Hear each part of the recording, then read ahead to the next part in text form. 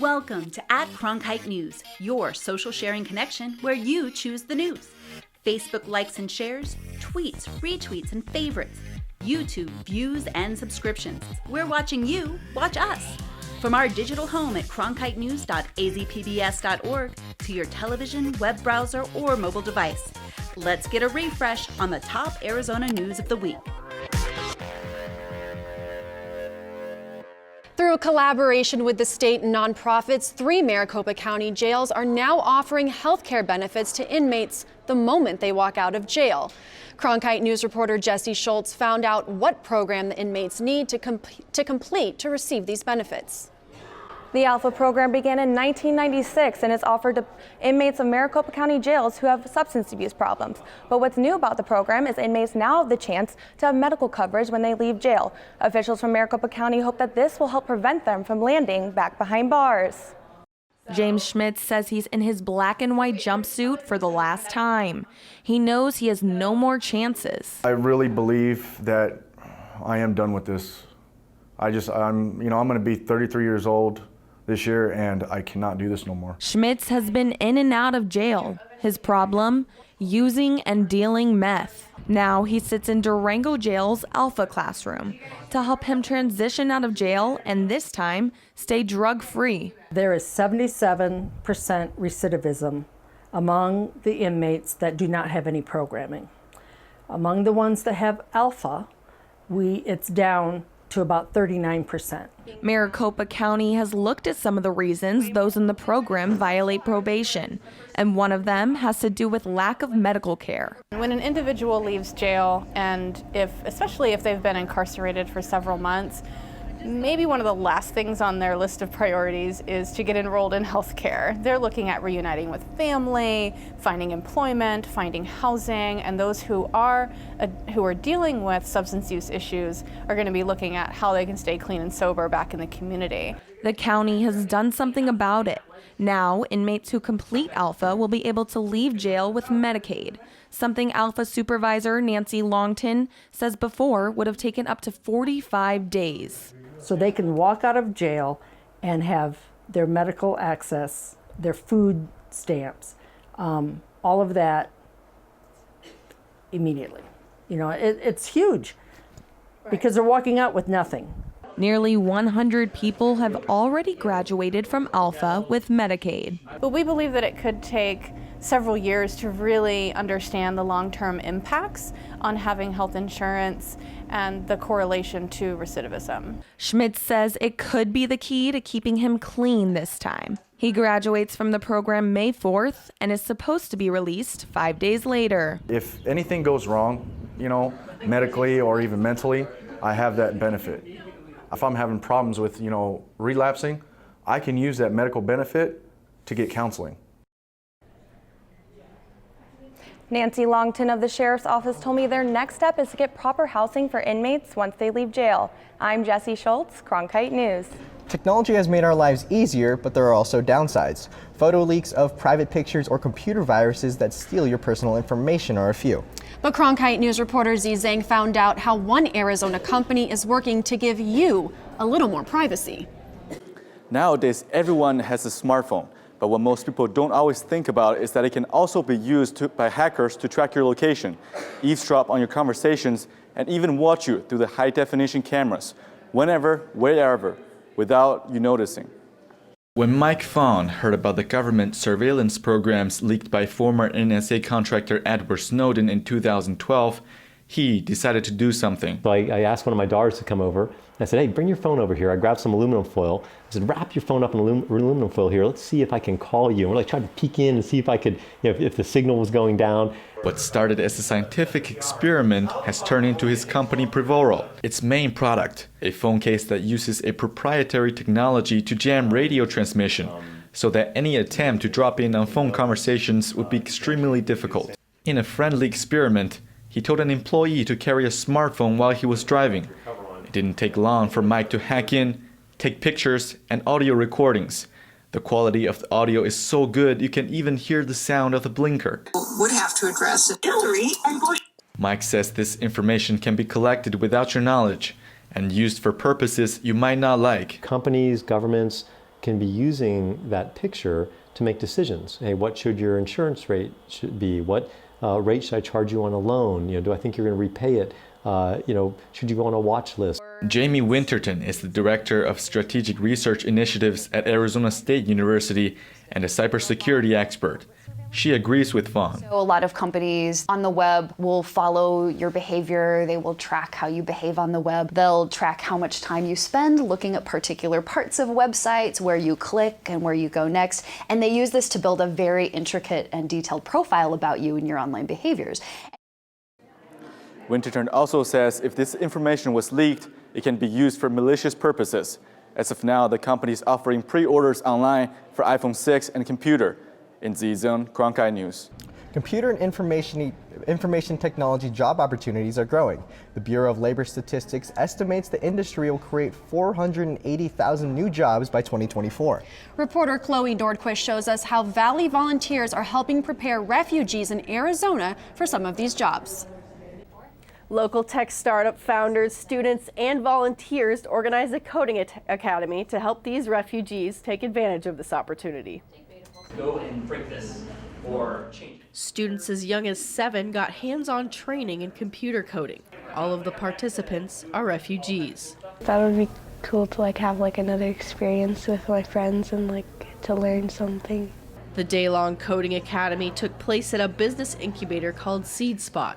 Tech professionals taught the basics of building a computer program. The majority of them haven't had the opportunity to be exposed to coding or programming, which is literally the future. The majority of them come from traumatic situations. But the idea of coding is more than fun and games. The skill can open up different career paths. There's more opportunities for you here than there, and it's easier to get in school here. This 20-year-old from Somalia has been in Arizona for 5 months. This life, I have to change something, I have to do something. He spent the past decade living in the Kakuma refugee camp in Kenya, home to more than 50,000 Somali refugees. There are a lot of problems in Africa, a lot of challenges. That's why we get resettled at the United States.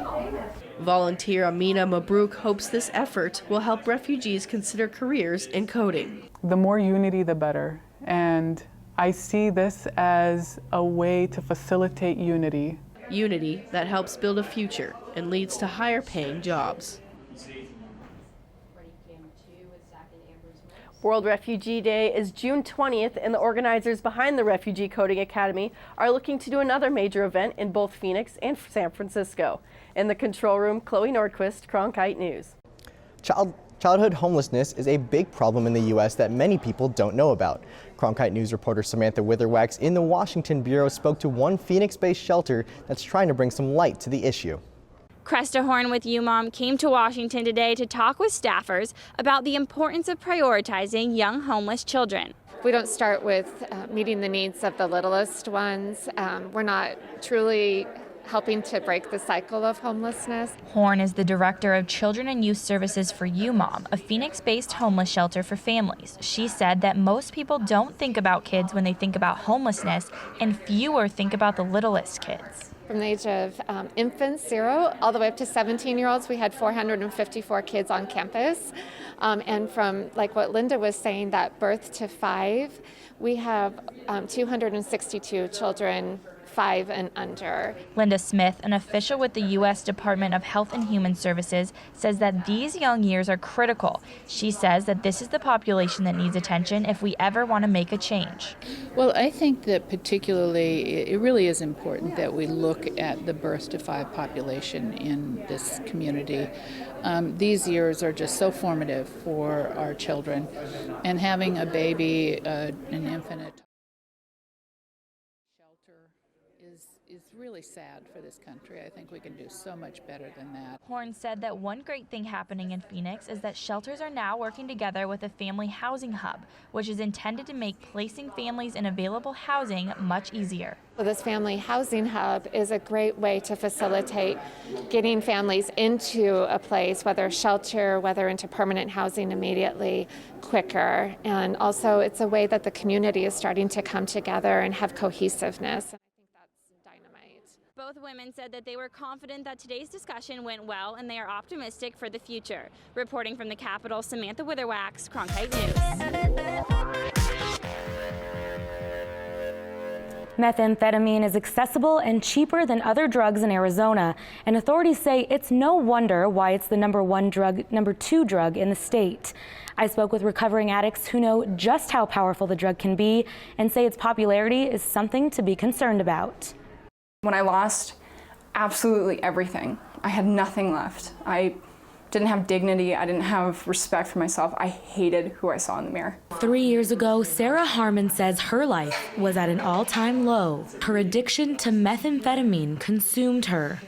Every time I put that meth pipe to my mouth, I would have that moment of, why am I doing this? The Drug Enforcement Administration says the use of meth in Arizona has dramatically increased over the last few years, adding that just this year, over 6,000 pounds of the stimulant have been seized.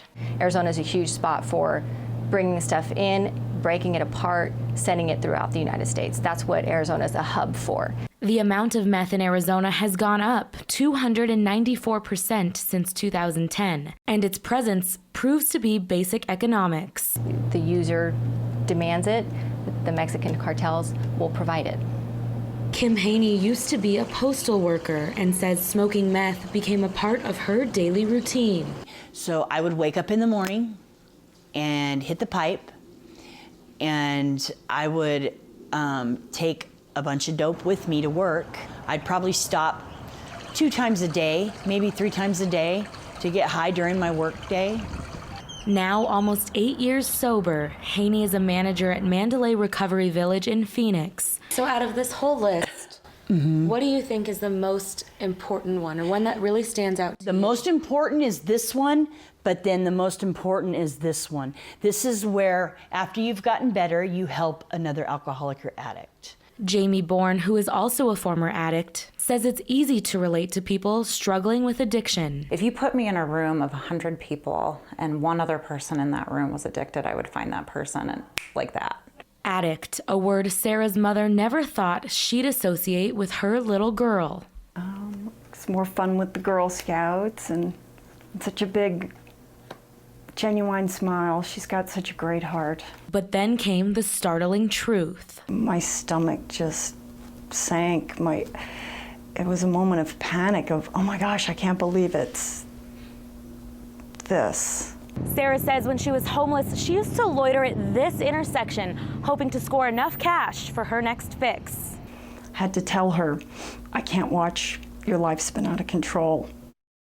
I cannot watch you kill yourself. I finally realized I needed help. I just didn't know how to get it. Some friends of mine actually came down to Phoenix, picked me up, and brought me up here to Chapter 5. That was almost 3 years ago, and I'm so grateful because I was gonna die. Now Sarah is in Prescott, living a sober life. When I was homeless, I would beg for the most boring life. I'd be like, gosh, I just want to go home and read at night and go to bed at like 8:30, you know, and that's what I do now. Officials say drug traffickers are getting more creative. They say they're finding drugs hidden in vehicles, toys, even liquefied into lotion and shampoo bottles that are turned back into crystal meth once it lands in the United States. Cronkite News is committed to tracking the drug epidemic in Arizona. We released the documentary Hooked a year ago. For full multimedia coverage on the impact of heroin, a look at the data on overdoses, and to watch the full investigation, go to hookedaz.cronkitenewsonline.com. They're serving more than an after-school snack. Kids Cafe is a program providing local kids with a warm meal and homework help, all for free. Reporter Amber Kawaji is live at one of the cafe sites with more about how this program is giving back. That's right. I'm here at Grant Park on 3rd Avenue and Grant Street. It's just one of the sites of the after-school program Kids Cafe. Now, it's funded through grants provided by the U.S. Department of Agriculture, and it's available to anyone 18 years and younger to utilize the food supplemental program, which serves more than 5,000 meals a day.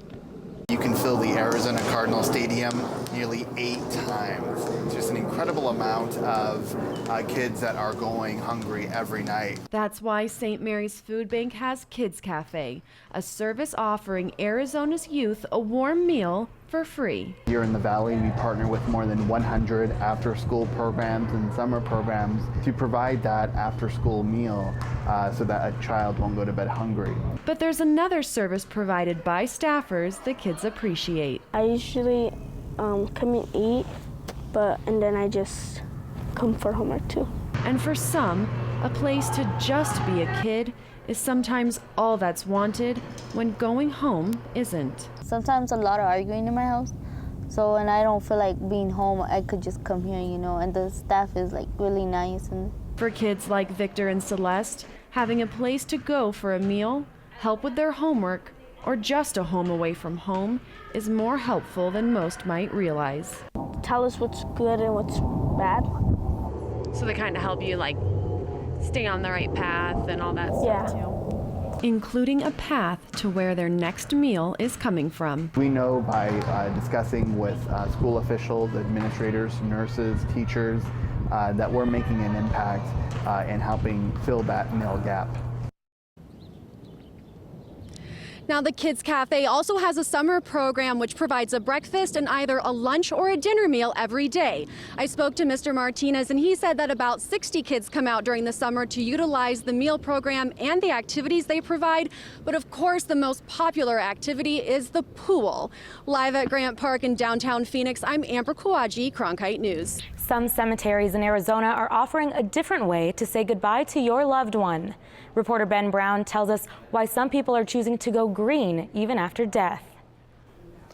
It's called a green burial. Something that has really taken off in states in the Northwest is slowly making its way to the desert. I love going to sit with that tree. I'll go out there and write or talk to my mom, and it's nice to have still a spot. Liana's mother, Robin Kissinger, passed away after battling cancer. She was a classically trained pianist, moved around a lot as a kid. Ultimately, that I think played into her desire to live in harmony with the earth. Instead of cremation or being laid to rest in a casket with a tombstone, she chose a green burial. We didn't use a coffin, no wood, because we wanted her body to nourish the earth. It's an all-natural process with the smallest carbon footprint. Loved ones are often dressed in burial shrouds or biodegradable clothing, placed in a cardboard box, and then buried for the body to go back with the earth, where a tree or plant soon takes its place. I think people are more environmentally conscious. Green burials are a relatively new concept, but one that is growing fast. In 2006, there was only one approved mortuary or cemetery by the Green Burial Council in the United States. Now, there are more than 300. Sunwest Funeral Home and Cemetery is even in the process of adding more space. It is something that was, like I said, more popular in the Northwest and in Canada and such. So it was kind of a unique thing to have offered to them here. Although they haven't replaced cremation or a typical burial, green burials are providing people with a new way to remember their loved ones. And it's amazing, when I go to that land, I can put my hand on the ground by the roots of the tree, and I know that was above her heart, and it's like very connected that way. It's amazing. Heritage Funeral Homes has 3 locations in Arizona that offer green burials, including Sunwest. One difference in green burials in the northwestern states, such as Washington, they are covered in soil and grass. In Arizona, locations such as Sunwest Funeral Home and Cemetery matches the desert landscape of Arizona. Ben Brown, Cronkite News. While we aren't likely to experience tornadoes or major earthquakes here in Arizona, it's still crucial to know how to respond in case of a disaster. Cronkite News reporter Ben Marjat found out how the Glendale Fire Department is preparing the next generation for such a disaster and potentially helping them find their career path. Help! I need some help! In case of an emergency, dial Landmark Middle School. After today's disaster training, it might not be a bad idea. I learned how to spider web someone and how to take out someone and find someone in the dark. How to stop bleeding, how to stop fires. Today was the last day of the school's public safety career camp. And after 21 hours of classroom training, students finally got to put their skills to the test with real-life disaster scenarios. Before we used to do it at with the dolls and stuff, but today we actually got to experience how to actually do it on people. While Glendale Fire usually teaches the program to adults, the department's public education manager says there's something unique about teaching students. They act. You teach them something, they act. Adults, they think about it and then they wonder if they're doing it wrong. Where kids, they just do it. If I'm on a crew and I have this injury, I'm having one person hold the leg and do this is their only job. The program even helped some solidify a potential career path. I actually do want to be a firefighter. It seems really fun and you get to help people every day. And help others decide maybe not. It goes both ways. Yes, I've learned a lot and I want to go into this career, or I realized the minute I saw blood, there's no way I could do this job and this isn't the career for me and I need to choose something different. Around 30 students participated in the drills today. To learn more about the community emergency response training or to enroll in a class, head to the Glendale Fire Department's website. Diabetes, high blood pressure, heart disease, and even cancer. These are all illnesses that can be caused by obesity, and they have increased rapidly across the state. Cronkite News reporter Elena Mendoza tells us about one program that is combating this issue right here in Phoenix. A sad reality is that almost 20% of 10 to 17-year-olds in Arizona are overweight because they don't have access to healthy foods or after-school activities. But the Athletes for Life program hopes to change that. I went to the South Mountain Community Center to see how it's making an impact. It makes me feel good and I'm active instead of the house. I'm bored. For other kids like Aaron, evenings that were once spent on the couch are now spent exercising and learning about nutrition through the Athletes for Life program. We know that among underserved families, minority populations, and lower-income families, there is a disproportionate burden of chronic disease. Athletes for Life is a research project funded by the American Heart Association that aims to reduce health issues related with obesity in these areas. I'm passionate about this project because I also kind of grew up in underserved circumstances. According to the CDC, almost 29% of the state's population is overweight, a number that has tripled since 1990. In hopes of changing habits connected with this trend, Athletes for Life is designed to educate adults with kids ages 6 to 11. Teaching the parents, it will trickle down into the kids. Dr. Crespo credits the program's success to students from ASU's School of Nutrition and Health Promotion, who serve as mentors for the participants. They have progressed a lot. One, with how much they enjoy it. They don't dread physical activity as much. And two, they're much faster when they're running. In teaching them, they are learning themselves. Instead of learning in a classroom, I'm actually learning what works and what doesn't. Samantha says it's also rewarding to watch the kids progress. It's only a 12-week program, but you can really see the difference between the beginning and the end. I want to stay active and stay fit, and I want to do exercise. At the end of the program, Aaron and his mom will compete in an Olympic-style competition versus the other families. Now in its 4th year, Dr. Crespo says the results of the program have been outstanding, improving fitness and body composition in both the kids and adults. He also says he wants to expand to other community centers soon. Elena Mendoza, Cronkite News. Many families from Mexico still on Easter break are visiting Arizona. Cronkite News reporter Mauricio Casillas talks to tourists at the busy Nogales border crossing. Many of those waiting in long lines at the border are visitors from Mexico who spend millions of dollars a day in Arizona this time of the year. The Easter holiday break in Mexico stretches as long as 2 weeks for some people, and that leads to backed up traffic at the border here in Nogales. During this time of year, traffic nearly doubles. Since it's vacation time, it's taking 3 hours, 3 to 4 hours to cross. Many of the people who are lined up here today are crossing the border to go shopping. Some are just going to nearby Nogales, while others are going further into the state to places like Tucson and Phoenix to spend their vacation time and their money. They're shopping, they're at the malls, they're out buying, out doing activities, and it has a huge impact for our economy in Arizona and our economy in the United States. Isauro Perez and his family traveled all the way from the southern Mexican state of Oaxaca to come shopping during break. A couple of gifts, if we can, a bit of clothing, and some personal items. His wife, who grew up here, has been crossing over to buy things since she was young. The clothes and other things aren't the same in Mexico. I grew up here in Nogales, so I still search for things I used to get when I crossed when I was younger. Even with a peso-dollar exchange rate, tourists say it's still worth it to wait in line because of the price and quality of items in the U.S. They say the dollar is expensive, but comparing prices with Mexico, it ends up being about the same. And there are some people enjoying these long lines. Street vendors. We all look forward to these days when there's a long line because when it's just a normal day, there isn't really a line. It's empty. Now, street vendors are not the only ones that look forward to long lines. On average, Mexicans spend $7 million a day in Arizona, and that sum only increases during the Easter holiday season. In the broadcast center, I'm Mauricio Casillas, Cronkite News. Cronkite News tracks your likes, tweets, and shares from all our social sites to bring you this news special at Cronkite News, our weekly refresh. Join the conversation so you choose the news.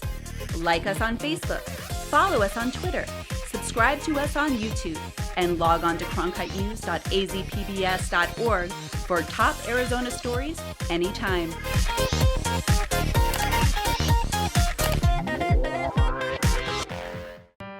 For only the third time in the award's 74-year history, a Phoenix-based news operation wins the prestigious Alfred I. DuPont Columbia Award for Excellence in Broadcast Journalism. And this year, that news operation is Cronkite News, the news division of Arizona PBS, honored for its work on the groundbreaking documentary, Hooked, Tracking Heroin's Hold on Arizona. Cronkite News at Arizona PBS, award-winning journalism you can count on from the station you trust. What are you doing? Possibilities.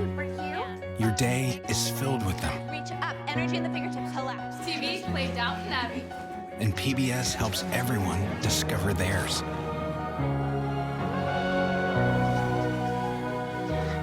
Anytime, anywhere. Up in the sky, you can see it.